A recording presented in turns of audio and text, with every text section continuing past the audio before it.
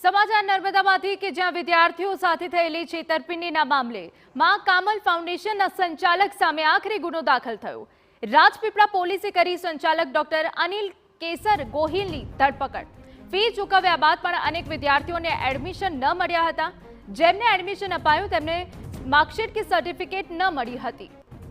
રાજપીપળા પોલીસે વિદ્યાર્થીઓ દ્વારા અરજી મળી હતી કે માં કામલ ફાઉન્ડેશન દ્વારા તેમની સાથે છેતરપિંડી કરવામાં આવી છે। વિદ્યાર્થીઓ પાસેથી 3 વર્ષની ફી પેટે 1.74 લાખ જેવી ઊંચી ફી તેમજ 6500 રૂપિયા અલગથી વસૂલ્યા હોવા છતાં સંસ્થા દ્વારા કોર્સ પૂરો કરાવવામાં આવ્યો ન હતો।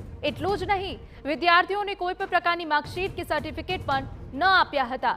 ત્યારે સમગ્ર મામલે નર્મદા જિલ્લા એસપી દ્વારા એક એસઆઈટીની રચના કરવામાં આવી અને તપાસ ધમધમાટ બાદ આરોપી સંચાલક વિરુદ્ધ ગુનો દાખલ કરાયો।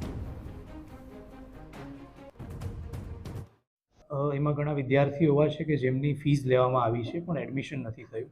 ઘણા વિદ્યાર્થી એવા છે કે જેમની ફીસ લીધી છે, એડમિશન થયું છે, પરંતુ તેઓને પરીક્ષા આપવા નથી મળી। એટલે 77 વિદ્યાર્થીઓને અમે પૂછપરછ કરી, તેઓનું નિવેદન લેવામાં આવ્યું છે અને એ નિવેદનના આધારે અમને પ્રાથમિક દ્રષ્ટિએ જે પણ ગુનાહિત પ્રવૃત્તિ જણાઈ આવી છે તે અંગે અમે ગઈકાલે 29 નવેમ્બરના રોજ એક ગુનો રજીસ્ટર કર્યો છે।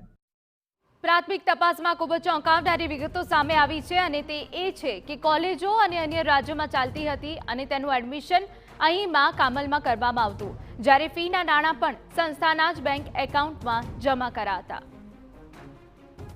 પરત દરમિયાન અમને જે રીતે જાણવા મળ્યું છે કે તેઓ જે આ સંસ્થા મારફતે એડમિશન કરાવતા હતા, તેઓની કોલેજ અહીંયા ગુજરાતમાં સ્થિત નથી પરંતુ કર્ણાટક રાજ્યમાં બેંગ્લોર ખાતે તેમની કુલ 4 અલગ અલગ કોલેજ સ્થિત હતી અને તે કોલેજોનું એડમિશન તેઓ અહીંયા ફીસ લઈને ત્યાં એડમિશન કરાવતા હતા અને એ ફીસના જે નાણાં છે તે પોતાના માં કમલમ ફાઉન્ડેશનનું જે બેંક એકાઉન્ટ છે એની અંદર જમા રહેતા હતા।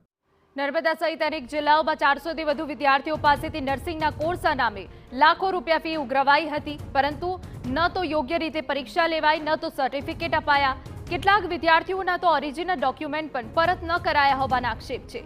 ત્યારે વિદ્યાર્થીઓને તેમની ફી અને ઓરિજિનલ ડોક્યુમેન્ટ ક્યારે પરત મળશે તે પણ મોટો સવાલ।